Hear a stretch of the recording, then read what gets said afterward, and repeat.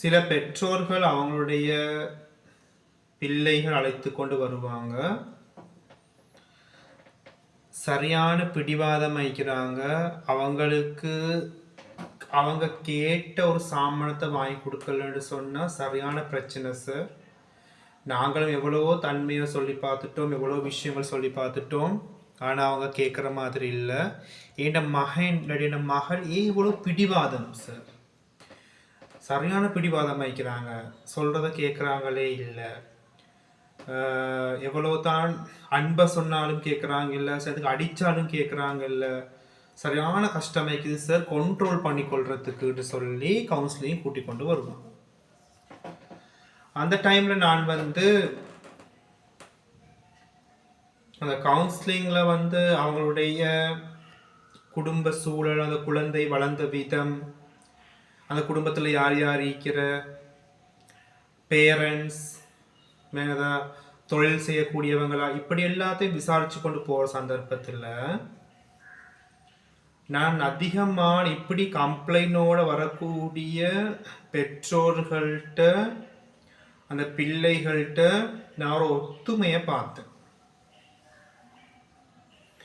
ஒரு 10 குழந்தைகள் அழைச்சு கொண்டு வந்தாங்கன்றால் கவுன்சிலிங்க்கு, ஒரு 6 குழந்தை இல்லாட்டி 7 குழந்தைட்டு இது ஒத்துமை இருக்குது. என்ன ஒத்துமை தெரியுமா? உம்மாவும் பாப்பாவும், தாயும் தந்தையும் ஜொப்புக்கு போகிற, ஒர்க்குக்கு போகிற, குழந்தை வளர்றது உம்மம்மாட்டையும் அப்பாட்டையும், பாட்டன்ட்ட பாட்டிட்ட, உம்மம்மா இல்லாட்டி வாப்பும்மா அப்பா, பாட்டன் பாட்டி, இவங்க தான் குழந்தைய வளர்க்குற ஆட்கள். சரியா? இப்போ உங்களுக்கு தெரியும், சின்ன வயதிலிருந்தே குழந்தைகள் வளரக்கொள்ள உம்மா வாப்பாட அன்பு கிடைக்கிறது இல்லை. உம்மா வாப்பாவிடம் பல மடங்கு அன்பு காட்டுவாங்க உம்மம்மாவும் அப்பாவும், வாப்பும்மாவும் அப்பாவும், பாட்டனும் பாட்டியும். அவங்க குழந்தைகளுக்கு அடிக்கவே மாட்டாங்க. அவங்களுக்கு அப்படி ஒரு பாசம் உண்டிக்கும். எது கேட்டாலும் செய்வாங்க. அந்த குழந்தை எது கேட்டாலும் செஞ்சு கொடுப்பாங்க. அந்த குழந்தை அவங்களுக்கு அடித்தாலும் அவங்க அரவணைச்சு கொள்வாங்க. அது அவங்களோட பாசம். சில நேரங்களில் கண்டிக்கவும் பயப்படுவாங்க.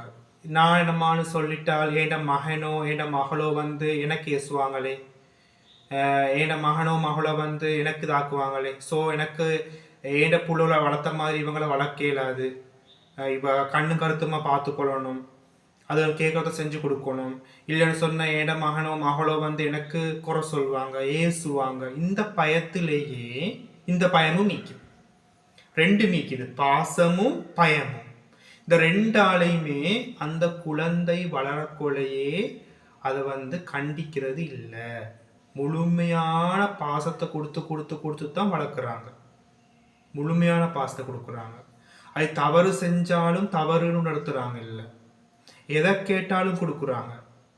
அந்த குழந்தை அடித்தாலும், கம்பால் தூக்கி அடித்தாலும், கல்லால் அடித்தாலும் அதை அவங்க ஏற்றுக்கொள்கிறாங்க, அரவணைச்சு கொள்கிறாங்க, ஏசுறாங்க இல்லை. இப்படி ஒரு குழந்தை வளரக்கொள்ள குறிப்பிட்ட வயசானத்துக்கு பிறகு உங்களுக்கு நீங்கள் நினைக்கிறீங்களா அந்த குழந்தைய உங்களோட பேச்சை கேட்க வைக்கணும்னு சொல்லி பெற்றோர்களுக்கு முடியாது. நீங்கள் வளர்த்ததே பிழை. சொல்வாங்க ஒரு பழமொழி உண்டு, 5ல் வளையாதது 50ல் வளையுமான்ற ஒரு கேள்வி கேட்பாங்க.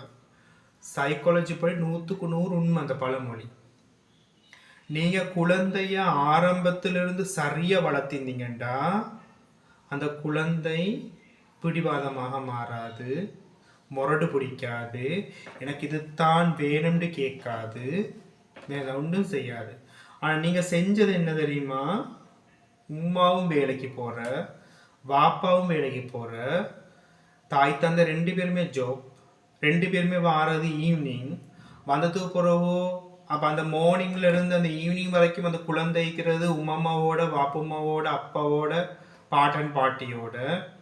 அப்போ அவட சுதந்திரம் அது எல்லாத்தையுமே செஞ்சு கொள்ளும். அந்த குழந்தை நினைக்குது நான் வளர்றது சரின்னு நினைக்கும். என் குழந்தை தானே, நான் அடம் பிடிக்கிறது சரி, நான் புடிவாதம் பிடிக்கிறது சரி, நான் அவளுக்கு அடித்தது சரி, மேகதா, நான் வீசி அடிச்சது சரி, நான் ஏசுறது சரி, என் உம்மா எனக்கு ஒன்றும் சொல்றா இல்ல, வாப்பம்மா ஒன்றும் சொல்றா இல்ல, அப்பா ஒன்றும் சொல்றா இல்ல என்று சொல்லி அந்த குழந்தை அந்த எண்ணத்தோடயே தான் வளரும். அப்போ உம்மாக்கும் பாப்பாக்கும் அதுக்கு மிச்சம் கண்ட்ரோல் பண்ண இயலாது. உம்மா அப்பா வந்து பாப்பாக்கு ஏன் புள்ளி பிடிக்கிறான், ஏன் பிடிக்கிறான், ஏன் அப்படி இருக்கிறான்? உம்மா பாப்பாவை நீங்க உங்களோட கடமையை செஞ்சீங்களா? நீங்க அந்த குழந்தைகளோட டைம் ஸ்பெண்ட் பண்ணுவீங்களா? உங்களோட புள்ள வந்து ஆரம்பத்துல சின்ன வயசுல புடிவாதம் பிடிக்கிற நேரம் அதை வந்து நீங்க அது பிள்ளைன்றதை உணர்த்தினீங்களா? மேகதா, இல்லையே.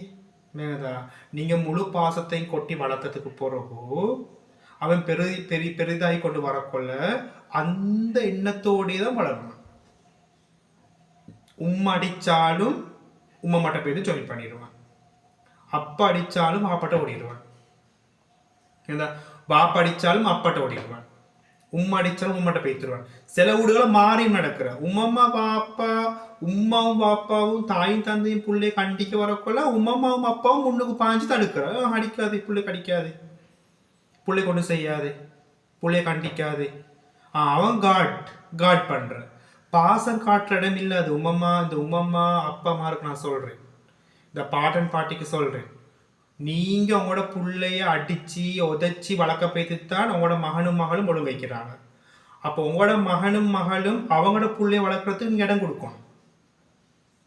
சரி, நீங்க அந்த டைம்ல போயிட்டு கொண்டு அவங்களோட என் பேரன் என் பேத்தி சொல்லி அவங்களை அரவணைச்சிங்கன்னு சொன்னா, அந்த டைம்ல பேரன் பேத்திட முன்னுக்கே நீங்க அவங்களோட உம்மாக்கும் பாப்பாக்கும் ஏசினீங்கன்னு சொன்னா, அந்த புள்ளைக்கு உம்மோட வாப்பட மேல இருக்கிற பயம் இல்லாம போயிட்டு, எனக்கு எதை செஞ்சாலும் உம்மா வைக்கிறான், எனக்கு எதை செஞ்சா என் அப்பா வைக்கிறான்னு ஒரு தைரியம் வரும்.